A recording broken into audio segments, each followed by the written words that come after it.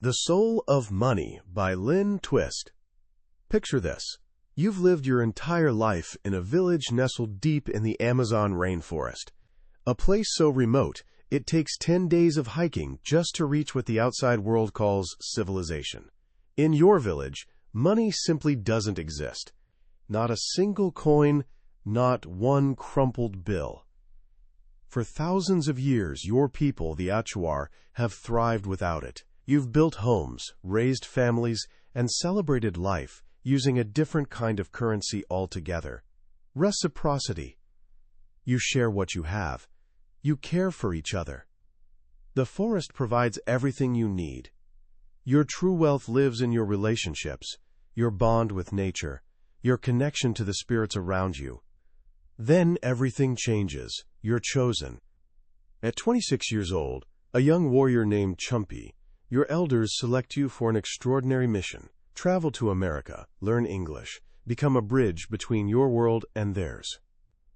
But you quickly realize there's another language you need to master. One that echoes through every transaction, every conversation, every dream in this strange new land.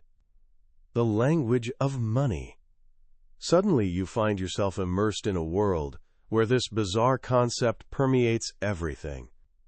It stares at you from billboards, calls to you from commercials, sits printed on price tags at the bakery. Your new friends measure their futures in dollars they haven't earned yet.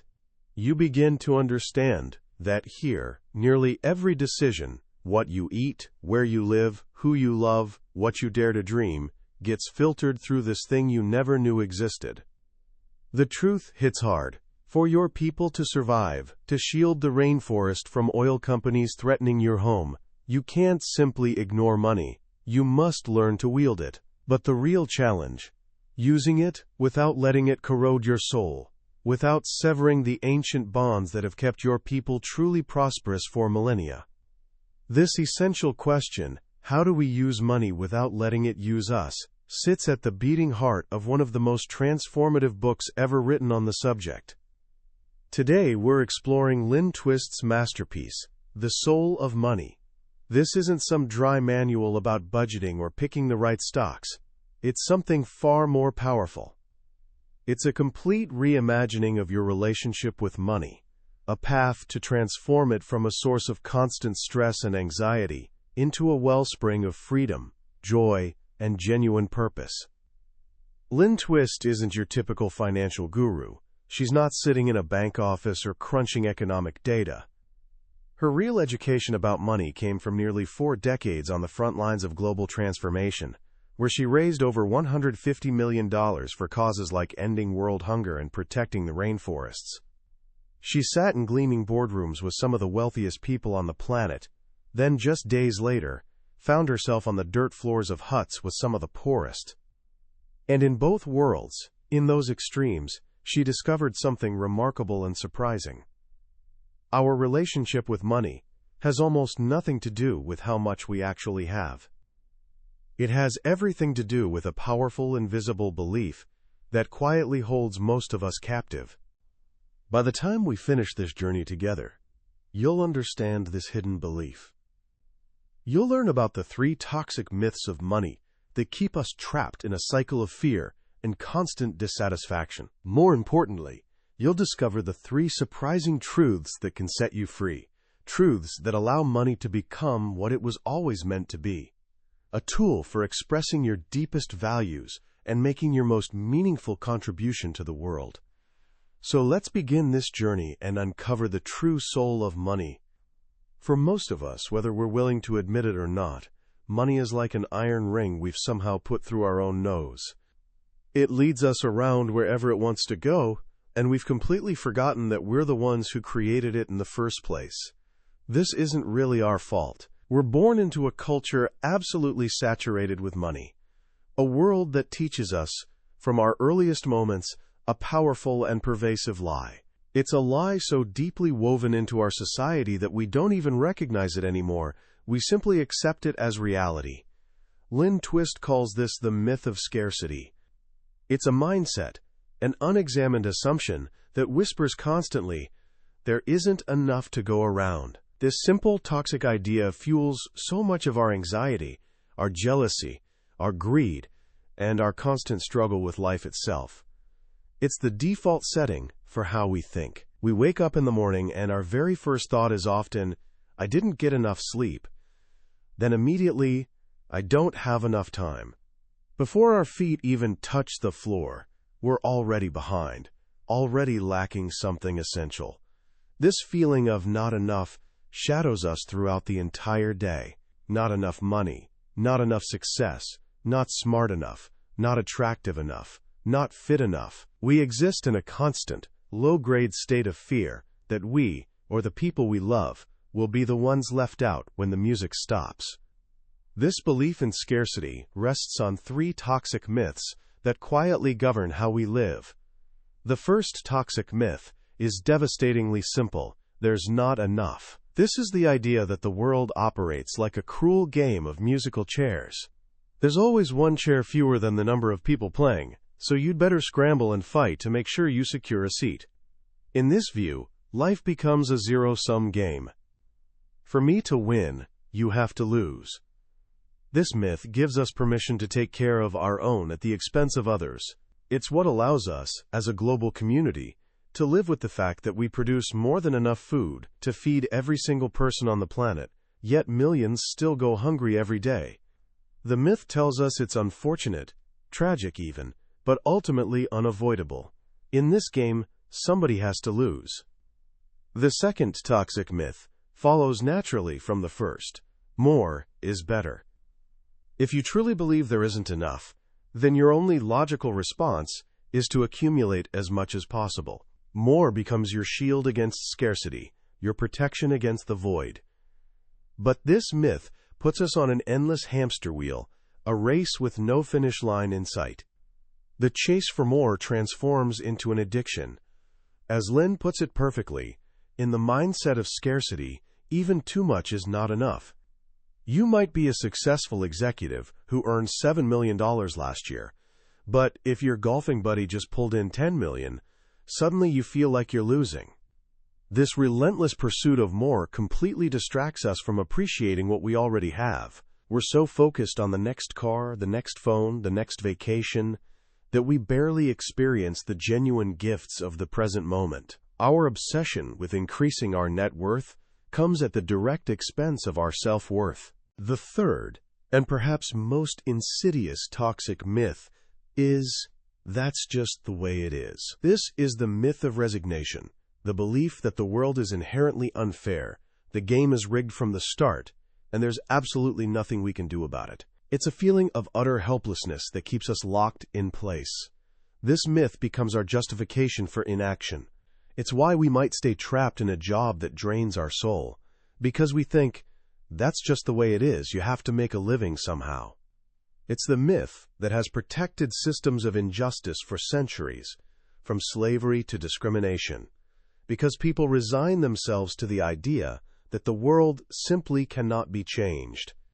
This resignation becomes the ultimate prison of scarcity, because once you believe you're truly helpless, you will be. These 3 myths, there's not enough, more is better, and that's just the way it is, weave together to create a powerful, self-fulfilling prophecy of lack and constant dissatisfaction. They're the invisible software running in the background of our entire money culture, quietly shaping every interaction we have with money, transforming it into an expression of pure fear. But what if this entire operating system is built on a fundamental lie? Lynne Twist's profound revelation, her greatest gift to all of us, is the discovery of a completely different way of being. She calls it sufficiency. Sufficiency isn't a quantity or an amount. It's not a step up from poverty or a step below abundance. It's not about having a certain number in your bank account. Sufficiency is an experience, a way of seeing, a declaration that there is enough, and that we are enough. It's a profound shift from constantly looking outside ourselves for more, to looking within and around us at the resources we already possess right now. Lynne first encountered this principle in its purest form, not among the wealthy, but among people who had almost nothing by conventional standards. She tells this breathtaking story of visiting a remote village in Senegal, deep in the Sahel Desert. The landscape stretched out bleak and barren, covered in fine orange sand. The temperature soared over 95 degrees, and it seemed almost impossible that anyone could survive there. She and her group had traveled there to help the villagers find a new source of water, since their shallow wells were running dry. They fully expected to find people who were hopeless, sick, and utterly defeated by their circumstances. Instead, as their vehicles approached the village, they were greeted by the joyful sound of drums and dozens of laughing, cheering children running toward them with open arms. The entire village had gathered, dancing and singing, dressed in beautiful, vibrant, colorful clothing. The energy radiating from these people wasn't one of desperation at all. It was vibrant, alive, joyful celebration. These people were not poor in spirit. They were incredibly rich in resilience, dignity, and an unshakable belief in possibility. During their meeting, the women of the village, gathering in a separate circle, shared an extraordinary vision. They knew, they could feel it in their bones, that there was a vast underground lake lying beneath their feet. They had seen it in their dreams. The men were deeply skeptical, and ancient tradition forbade women from digging a well. But the women's conviction was absolutely unshakable. All they needed was permission, a true partnership that would honor their vision. With the support of Lynne's group, the men finally agreed. Over the next year, the women dug. They sang and drummed as they worked, never doubting for a moment what they would eventually find. And they were right. They hit the underground lake of their visions. Today, that well provides life-giving water for 17 different villages. The entire region has been completely transformed, now flourishing with irrigation, farming, and literacy classes. The people there didn't sit around waiting for someone to rescue them. They turned their full attention to the resources they already had, their inner wisdom, their collective strength, their connection to the land, and in the light of that attention they created their own prosperity. They embodied sufficiency in its truest form. This is the surprising truth that changes everything. Sufficiency is not something you acquire from outside yourself. It's a context you generate from within. It's the recognition that if you look honestly within yourself and around your community, you will find what you truly need. When we live from this place, we engage with life from a sense of our own wholeness, not from a desperate need to be made complete by something external. This fundamental shift from the lie of scarcity to the truth of sufficiency unlocks three powerful principles for completely transforming our relationship with money. Lynne calls them the three truths of sufficiency. The first truth is this: money is like water. This is perhaps the most beautiful and liberating metaphor in the entire book. Lynne learned it from a woman named Gertrude in a humble church basement in Harlem. It was early in Lynne's career, and she had just flown in from a meeting in a gleaming Chicago skyscraper with the wealthy executive of a major food company. The company was trying to clean up its tarnished public image and handed her a check for $50,000. The transaction felt cold, empty, purely transactional. Lynne felt like she had somehow taken on the company's guilt, along with its money. That very same evening, she found herself in Harlem, in a leaky, cramped basement, asking a community of people with very little money to contribute to the hunger project. After she made her request, an elderly woman named Gertrude stood up. She was tall, proud, radiating dignity. "Girl," she said, "I like what you've said tonight. Now, I don't have a checkbook, and I don't have any credit cards. To me, money is a lot like water. For some folks, it rushes through their life like a raging river. Money comes through my life like a little trickle. But I want to pass it on in a way that does the most good for the most folks. I have $50 in my purse that I earned from doing a white woman's wash, and I want to give it to you." Gertrude walked up with quiet grace and handed Lynne her $50. In that profound moment, Lynne realized that Gertrude's $50, which flowed directly from her soul and her deep commitment, had more genuine power and value than the $50,000 check sitting in her briefcase. Money is a current, a flow. It's a carrier of intention and meaning. When it flows freely, it can nourish, cleanse, and create abundant growth. But when we hoard it, when we dam it up out of fear and anxiety, it becomes stagnant and toxic. In the scarcity mindset, we see money as a thing to pile up and protect. In the sufficiency mindset, we see ourselves as temporary stewards of a flow. Our job isn't to accumulate endlessly, but to allocate wisely and generously. Our true wealth isn't measured by what we cling to, but by what we consciously direct toward the people, projects, and purposes we genuinely care about. The second truth of sufficiency is, what you appreciate, appreciates. This is a profound principle about the transformative power of where we place our attention. Whatever we focus our energy on naturally grows and expands. If our attention constantly dwells on what's lacking, on our problems, on our deepest fears, then that becomes the world we actually inhabit. We literally expand the presence of scarcity in our daily lives. But if we consciously turn our attention to the assets we already possess, our unique talents, our hard-earned skills, our meaningful relationships, our creativity, our inner strength, those assets will grow and flourish in the warm light of our appreciation. Lynne witnessed this truth in action in Bangladesh, a country that had been tragically labeled one of the poorest in the world, dismissed as a, quote, giant begging bowl. After years of relying solely on foreign aid, the people had gradually come to see themselves as fundamentally helpless. Then something remarkable happened.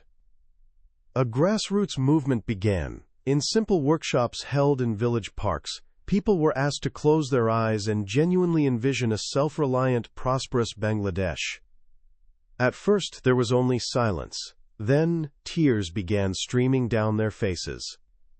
For many gathered there, it was the very first time they had ever allowed themselves to imagine such a future for their country. From that powerful vision came a new commitment to action. In one particular village, 7 friends, who became known as the Magnificent Seven, decided to act on this new vision with everything they had. They looked at their existing resources through completely new eyes.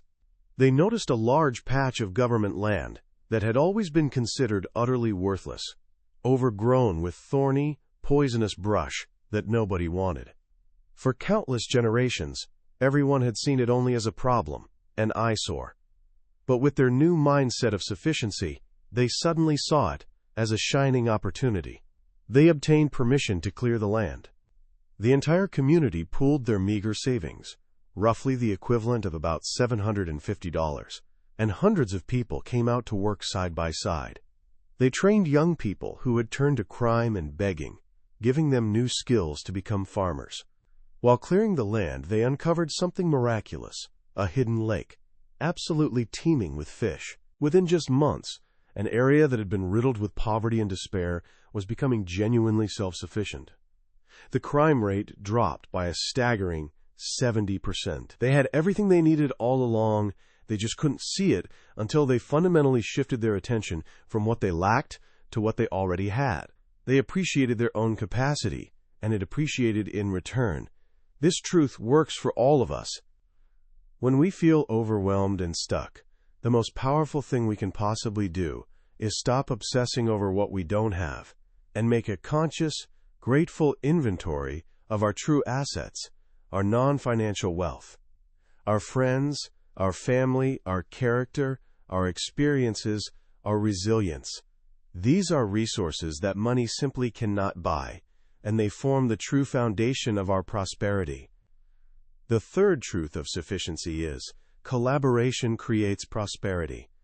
The scarcity myth constantly tells us that life is fundamentally a competition, a battle. It's a you or me world, where someone has to lose for someone else to win.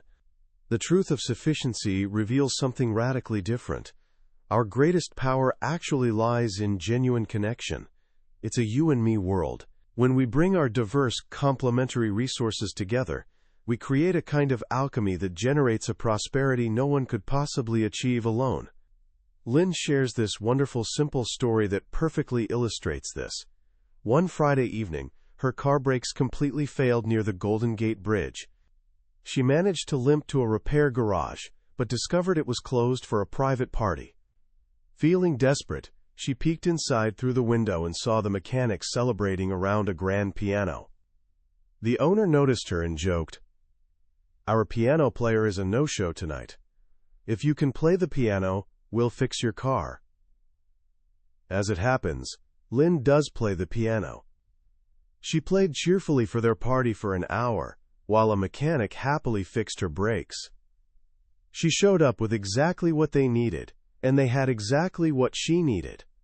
It was a perfect, spontaneous collaboration. This principle of collaboration is actually the true law of the jungle, despite what we've been taught. While older science obsessively focused on competition and survival of the fittest, modern biologists now recognize that cooperation, symbiosis, and genuine mutuality are the real keys to a thriving ecosystem. Nature operates as a community, not as a constant war. This understanding completely transforms the very idea of giving.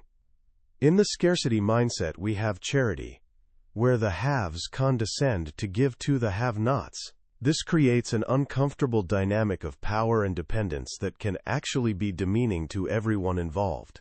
It quietly perpetuates the myth that some people are capable and others are inherently helpless. In sufficiency, we practice solidarity instead. We create genuine partnership. There are no haves and have-nots in this view. We are all haves. Our assets are simply different from one another. Some of us may have financial resources at this moment. Others may have invaluable on-the-ground wisdom, deep community connections, burning passion, or committed sweat equity. When we come together as truly equal partners in service of a shared vision, everyone involved becomes empowered.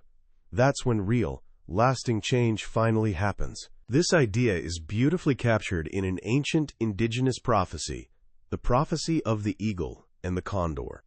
The prophecy teaches that long ago, humanity split into two distinct paths. The people of the eagle, representing the mind, science, technology, the material world, flew high and saw the world from a great distance. The people of the condor, representing the heart, intuition, spirit, and deep connection to nature, flew close to the earth, feeling everything. The prophecy foretold that after a long period of painful separation, at this exact time in history, the eagle and the condor would need to fly together again, wing to wing, sharing the same sky. The people of the mind, for all their impressive technological prowess and accumulated material wealth, would find themselves spiritually impoverished to the point of self-destruction. The people of the heart, for all their profound wisdom and ancient knowledge, would be materially impoverished and at genuine risk of being wiped out entirely. Neither could survive without the other. Only by truly collaborating, by generously sharing their complementary gifts, could they bring the world back into balance. This is the ultimate expression of collaboration. It's the deep recognition that our liberation, our genuine prosperity, and our very survival as a species are completely bound up with one another. So how do we actually begin to live this way? How do we make this fundamental shift from scarcity to sufficiency in our own daily lives? It begins with a single, powerful act, taking a stand. Taking a stand means consciously aligning your life and your money with your deepest values. It's about deciding clearly what you are for, what kind of future you want to help create, and letting that heartfelt commitment organize your choices. This isn't about being against things or fighting enemies. It's about being a stand for something positive. A stand for a just world. A stand for a healthy, thriving planet.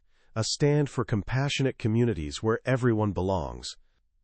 When you take a stand, your money naturally becomes a practical tool to make that stand real in the world. Every single financial choice you make becomes a statement of who you truly are and what you genuinely care about. Where you shop, what companies you choose to support, where you donate your precious time and money, it all becomes an authentic expression of your soul's deepest commitment. This brings your life a profound sense of integrity and genuine power. Lynne shares a harrowing but ultimately hopeful story from a village in India where, Due to crushing poverty and a brutal dowry system, the tragic practice of female infanticide was heartbreakingly common. A group of 16 women, each of whom had participated in this horrific tradition, gathered together and, for the very first time, broke their silence. They grieved together, holding nothing back, and then they took a stand. They committed to end the practice forever, to stand courageously for the value of their daughters and for themselves. It was an act of incredible, breathtaking courage. That single stand created powerful ripples. It inspired movie stars and popular singers throughout India to create moving public service announcements and songs celebrating daughters. It ignited a national conversation that is now actively dismantling the ancient dowry system. Their stand somehow generated the very resources it needed to fulfill itself. The power to take a stand lives within all of us, right now. And the most powerful way to start is by consciously changing the conversation. We don't actually live in our circumstances, we live in our conversation about our circumstances. On Black Monday in 1987, when the stock market crashed spectacularly, the public conversation became one of fear, panic, and devastating loss. Lynne and her husband made a conscious choice to have a completely different conversation. They turned off the television and started talking openly about all the genuine wealth they still had, their love for each other, their healthy children, their strong bodies. They deliberately shifted their conversation from scarcity to sufficiency, and in that pivotal moment, the crisis lost its power over them. We can all do the same thing. We can become truly conscious of the words we habitually use. Do our conversations endlessly circle around lack, complaint, and comparison? Or do they naturally center on gratitude, possibility, and collaboration? By consciously choosing a conversation for sufficiency, we literally create the world we inhabit. Ultimately, living the soul of money is about creating a meaningful legacy. Not a legacy measured by what we leave behind after we're gone, but a legacy in how we choose to live right now, today. My favorite story in the entire book is the one Lynne tells about her own mother's final months. Diagnosed with terminal cancer, her mother decided to consciously complete her life with intention. One day she sat down and began making phone calls.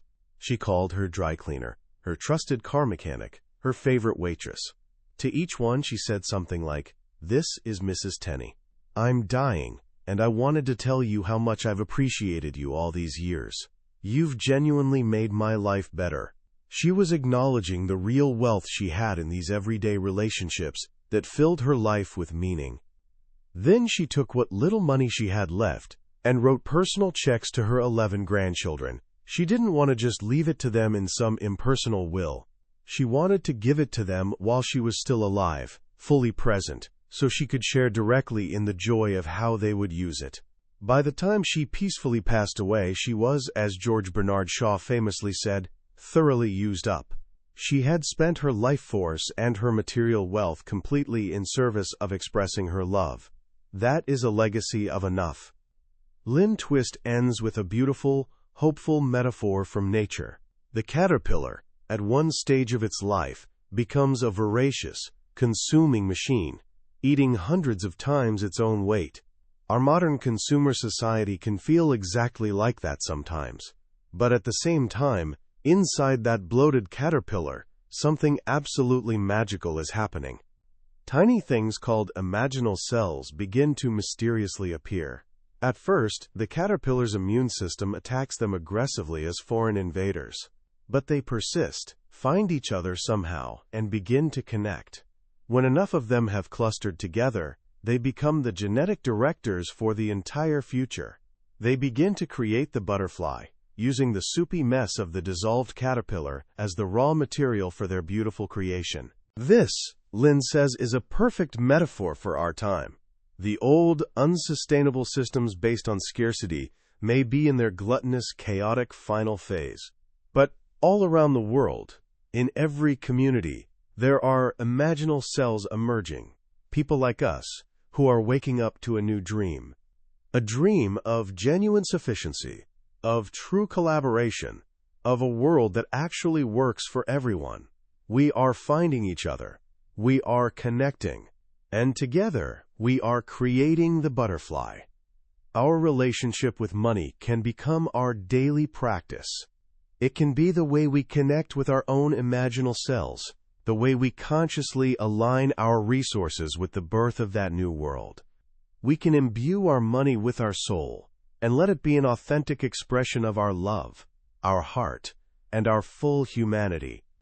As we come to the end of our journey through the soul of money, I want to take a moment to reflect on why this book matters so profoundly, especially for someone standing at the threshold of adult life. You're stepping into a world that will shout the relentless message of scarcity at you, from every screen, every advertisement, every corner of the culture. It will tell you constantly that your worth is measured entirely by what you acquire, that you must compete ruthlessly to survive, and that you are fundamentally not enough exactly as you are. Lynne Twist's work is so much more than just another book on a shelf. It's an act of profound rebellion against all that noise. It's a powerful, loving reminder of a truth that resides deep within all of us, a truth we knew instinctively as children but may have gradually forgotten, that the greatest wealth doesn't live in our bank accounts. It lives in our connections, in our creativity, and in our capacity to contribute something meaningful.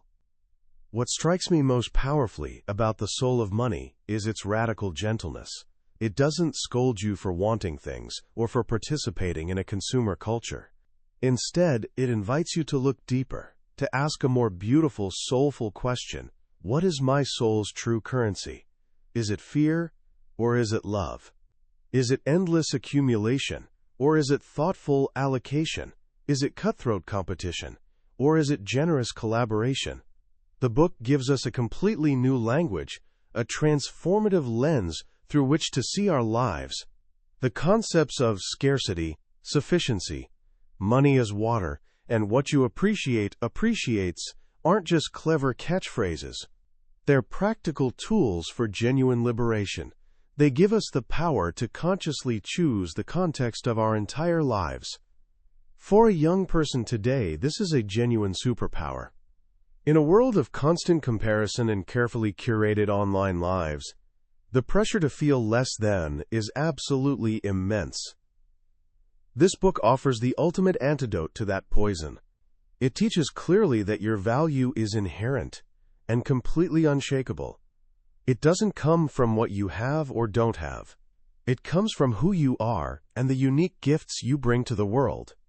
It reframes the entire goal of life, from a frantic, exhausting chase for more, to a joyful process of making a genuine difference with what you have, right now, today.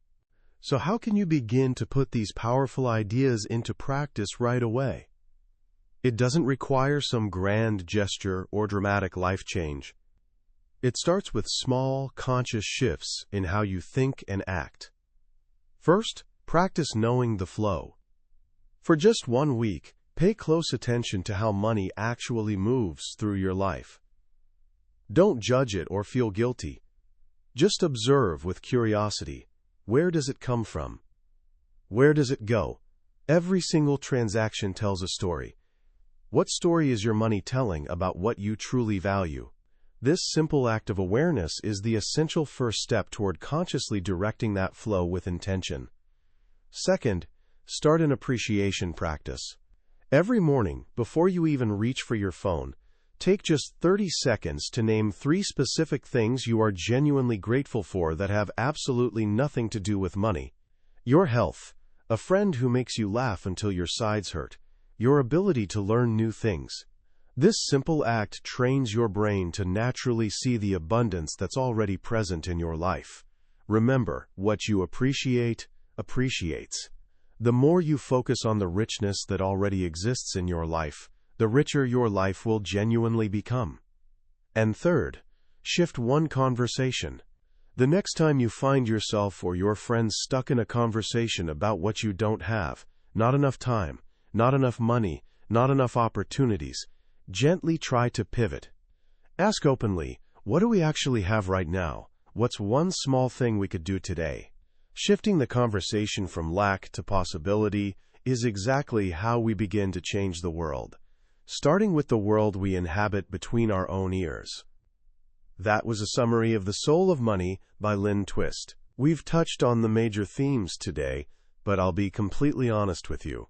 A summary is like looking at a photograph of a magnificent feast. You can clearly see what's on the table, but you can't taste the food, smell the aromas, or feel truly nourished. The real magic of this book happens when you read it yourself, at your own pace. It's in the quiet moments when one of Lynne's stories, about Gertrude, or the Magnificent Seven, or her own mother, connects deeply with something inside you. This summary is simply meant to help you decide if this book deserves your time and attention. If anything we've talked about today has sparked even a small light in you, I genuinely encourage you to grab a copy. Reading it isn't just about learning new information. It's an experience that can fundamentally change how you see yourself, your money, and your place in the world. The link to the book is in the description below. Also, if you found this journey valuable and meaningful, please take a moment to click that like button and subscribe to the channel. It's the best way to make sure you don't miss our next exploration into another life-changing book. Let's keep learning and growing together.